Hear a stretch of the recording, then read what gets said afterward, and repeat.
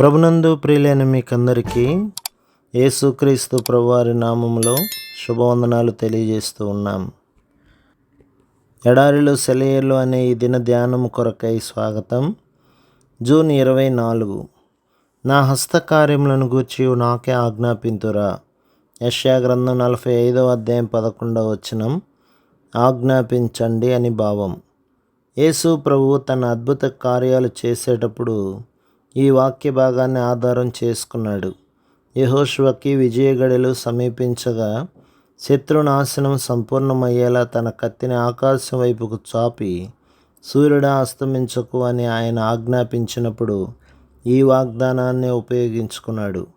3.5 సంవత్సరాలు ఏలియా ఆకాశపు వాకిళ్లను మూసి వర్షం లేకుండా చేసిన సందర్భం దేవుని కార్యాలను గురించి ఆయన ఆజ్ఞాపించినట్టే కదా.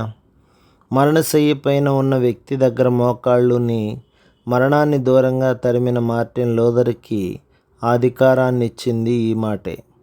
దేవుడు మనల్ని తనతో ఒక ఉత్కృష్టమైన సంబంధాన్ని కలిగి ఉండడానికి పిలుస్తున్నాడు.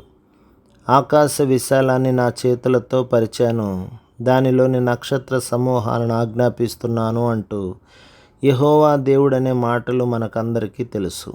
అయితే ఇలాంటి దేవుడు మన ఆజ్ఞలను స్వీకరించడానికి సిద్ధపడి మనల్ని ఆహ్వానిస్తున్నాడు. ఏమిటి విపరీతం? ఇలాంటి సంబంధం ఎంత ఆశ్చర్యకరం! దేవుణ్ణి ఆజ్ఞాపించడానికి మనకున్న అవకాశానికి నత్తిగా విశ్వాసంతో మనం చేసే సగం ప్రార్థనలకి పొంతనెక్కడా? నమ్మకం లేక మనం చేసిన ప్రార్థనలనే మళ్ళీ చేస్తూ ఉంటే ఇక వాటికి పదునెలా ఉంటుంది? తన ఇహలోకపు అవతారంలో దేవుడైన యేసుక్రీస్తు చాలాసార్లు మనుషుల ఆజ్ఞల కోసం అడిగాడు. యెరికో పట్టణంలో ప్రవేశిస్తూ ఉన్నప్పుడు గుడ్డివాళ్ళు ఎదురైతే తనకై తాను ఏమి చేయలేదు. నేను మీకు ఏమి చేయాలని కోరుతున్నారు అంటే చెప్పండి, నేను సిద్ధంగా ఉన్నాను అన్నట్టే కదా. తన మహిమల తాళపు చెవిని సురోఫెనికేయ స్త్రీకి అప్పగించి నీ ఇష్టం, ఏం కావాలో తీసుకో అన్నట్టు యేసుక్రీస్తు ప్రవర్తించలేదా? తన పిల్లలను ఎలాంటి ఉన్నత స్థానానికి వాగ్దానం ద్వారా దేవుడు హెచ్చిస్తూ ఉన్నాడో మన మానవ జ్ఞానం అర్థం చేసుకోగలదా? ఆయన ఏమంటున్నాడు? నా మహిమా ప్రభావాలన్నీ నీ ఆధీనంలో ఉన్నాయి. నా నామం చొప్పున నువ్వు ఏది అడిగినా నేను నెరవేరుస్తాను. కొండతో చెప్పండి, కడలిలో పడమని. గుండెలో శంక వదలండి, తండ్రి మాటని నమ్మండి. అడ్డమైన కొండల్ని తండ్రి పేరిట అదిలించండి.